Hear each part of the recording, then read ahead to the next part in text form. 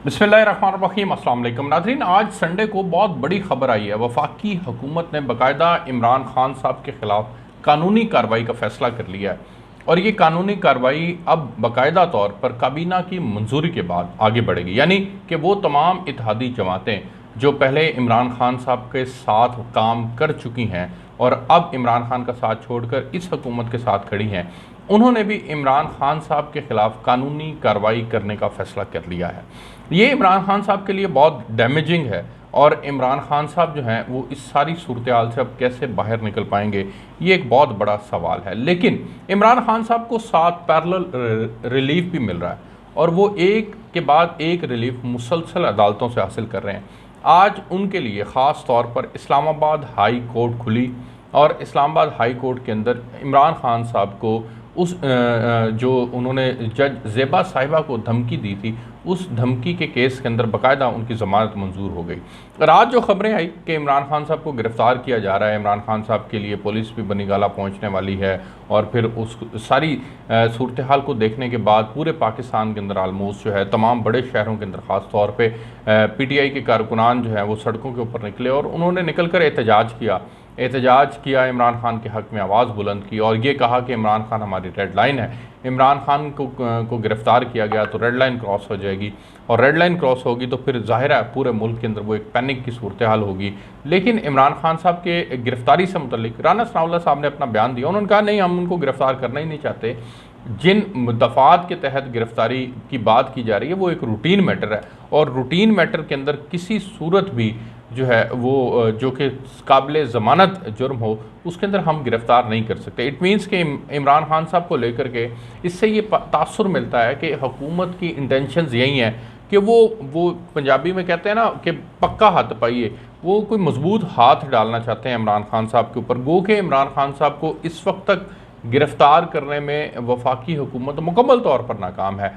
उसकी मेन वजह यह है कि इमरान खान साहब ना सिर्फ क्राउड पुलर हैं बल्कि उनकी वफाक के अलावा तमाम बड़ी जगहों के ऊपर उनकी हुकूमत है, जिसमें पर्टिकुलरली पंजाब है, KPK है, उसके अलावा कश्मीर है, GB है। अब इन जगहों के ऊपर अगर उनकी हुकूमत हो तो ये पूरा जो अगर पूरे पाकिस्तान की डिवीज़न करके देखें तो ये 70% ऑफ पाकिस्तान बनता है और 70% ऑफ पाकिस्तान के ऊपर तो वो हुकूमत कर रहे हैं, तो वफाकी हुकूमत उनको गिरफ़्तार नहीं कर पाई। दूसरा, जो हमारी ऑफ द रिकॉर्ड PTI के लोगों से बात हुई वो बड़े मुतमईन है। वो कहते हैं अदलिया हमारे साथ खड़ी है और अदलिया हक और सच की बात करती है, अदलिया हमें जो है वो रिलीफ देती है।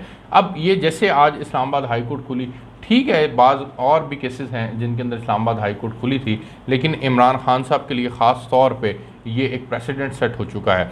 मैं आपको बताता हूँ कि वफाकी काबीना ने जो साइफ़र से मुतल्लिक ऑडियो लीक्स थी उसमें इमरान खान साहब के अलावा असद उमर साहब को, शाह महमूद कुरैशी साहब को, साबिक secretary to prime minister Azam Khan साहब को, इनको भी जो है वो कानूनी कार्रवाई के अंदर शामिल करने का फ़ैसला किया गया। इनके ख़िलाफ़ भी एक कानूनी कार्रवाई बाकायदा तौर पर होगी। अच्छा, हुआ क्या था? हुआ ये था कि काबीना ने ना 30 सितंबर को इमरान खान साहब की साइफ़र से मुतल्लिक जो ऑडियो लीक थी उस पर जो काबीना की एक कमेटी तश्कील दी थी उसकी रोशनी के अंदर ये फ़ैसला किया है और ये 1 अक्टूबर को इजलास जो है वो मुनक्किद हुआ और उसमें उन्होंने सिफारिश की।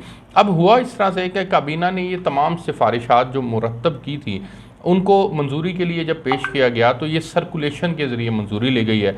मैं आपको उस समरी को जो कि कैबिनेट के अंदर कैबिनेट के अंदर जो रिकमेंडेड कमेटी थी उसकी तरफ से जो समरी आई है वो मैं आप चाहता हूँ कि आपके सामने रख दूँ।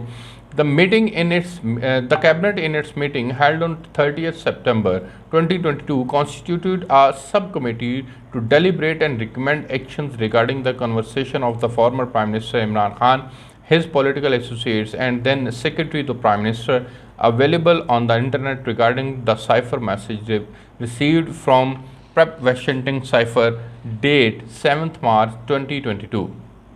अच्छा जी, The subcommittee of the cabinet held its meeting on 30th September 2022 and submitted the following recommendations. It is a matter of national security which is and was prejudicial to national interest and needs legal action. Therefore, the Apex Investigation Agency FIA may be directed to inquire into the matter by constituting a team of senior officers. which may co-opt officials from other intelligence agencies for the purpose and to proceed further against the perpetrators in accordance with the law। अब ये कहते हैं कि एक national security का मसला है और ये नेशनल इंटरेस्ट के ख़िलाफ़ बात हुई है और ये जो है वो बड़ा ज़रूरी है कि इनके ख़िलाफ़ एक्शन लिया जाए, लीगल एक्शन लिया जाए। अब इसमें वो कहते हैं कि एक अपेक्स इन्वेस्टिगेशन कमेटी एजेंसी जो कि FIA है, जो कि सबसे आला एजेंसी है पाकिस्तान की, उनको कहा गया है कि वो इस सारे मामले के को इंक्वायर करें और उसके लिए वो एक सीनियर ऑफिसर्स की टीम तश्कील दें और उसके अंदर वो और इंटेलिजेंस एजेंसीज़ को भी अगर इस मकसद के लिए चाहें तो वो ऐड ऑन कर सकते हैं और इस सारे मामले को अब कानून के मुताबिक जो है वो आगे लेके बढ़ा जाए। Minutes of the meetings are at annex 2। Meetings के मिनट्स जो हैं वो एनेक्स 2 के अंदर अटैच हैं। Approval of the federal cabinet is solicited to the recommendation of the sub committee at para 2। और ये तमाम बातें जो हैं वो अब आगे फर्दर उन्होंने कार्रवाई के लिए बाकायदा कानूनी तौर पर जो लाहे अमल है वो अपना लिया। अब होगा ये कि इमरान खान साहब को FIA के अंदर तलब किया जाएगा। इमरान खान साहब को अगर FIA के अंदर तलब किया जाता है तो ज़ाहिर है उनको जवाबात देने पड़ेंगे। मुमकिन तौर पर अगर वो नहीं FIA के अंदर पेश होते तो हो सकता है उनको गिरफ़्तार करके भी पेश किया जाए।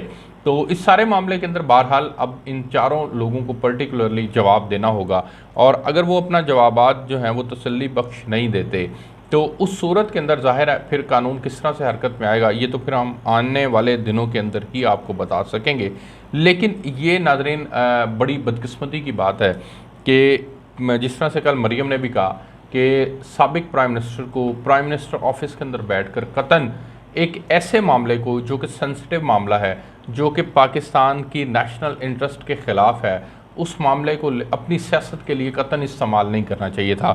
साइफ़र था, वो आया था, उस साइफ़र के अंदर ऐसा कुछ नहीं था, उसको बाकायदा तौर पे अपने मकासद के लिए इस्तेमाल करने की कोशिश की गई। ये इंतहाई घिनौना, इंतहाई भयानक और इंतहाई तकलीफ़ दे अमल है। इस तकलीफ़ दे अमल की वजह से पाकिस्तान की सियासत के अंदर नाज़रीन इस वक्त इस्तेकाम नहीं है। इस वक्त उसके इस्तेकाम की ना होने की वजह से पाकिस्तान जो है वो माशी तौर पर भी मसाइल का शिकार है। तो ये एक बड़ा इंपॉर्टेंट मैटर है, मैंने ज़रूरी समझा कि आपको इसके अंदर हम जो है वो तफसील से आगाह करें। इमरान खान साहब की नाअहली और गिरफ़्तारी से इनको को फ़ायदा होगा या नहीं फ़ायदा होगा ये एक बात की बहस है, लेकिन बहरहाल इस सारे मामले के अंदर जो है वो इमरान खान साहब को एक दफ़ा जो है वो थॉरली अपने आप को अपनी ख़ास तौर पे जो अपना मौक़िफ़ है उसको पेश करना चाहिए। और फिर वो सुप्रीम कोर्ट ऑफ पाकिस्तान के अंदर जैसे वो गए भी हैं और सुप्रीम कोर्ट ऑफ पाकिस्तान के अंदर उन्होंने जाके इन वफाकी वज़रा की जो ऑडियो लीक हुई थी और इमरान खान साहब की नाअहली से मुतल्लिक, उसको उन्होंने सबमिट भी करवा दिया है। लेकिन अब देखते हैं कि सुप्रीम कोर्ट भी अगर इमरान खान साहब इस मामले में सुप्रीम कोर्ट को इन्वॉल्व करते हैं तो फिर वो मामला किस तरफ जाएगा। लेकिन ये बड़ा इंपॉर्टेंट है कि इमरान खान साहब के लिए जो है वो मुश्किलात का दौर एक बार फिर जो है वो शुरू हो चुका है। अब देखते हैं मामला किस करवट बैठता है। हमें इजाज़त दीजिए, अल्लाह हाफ़िज़।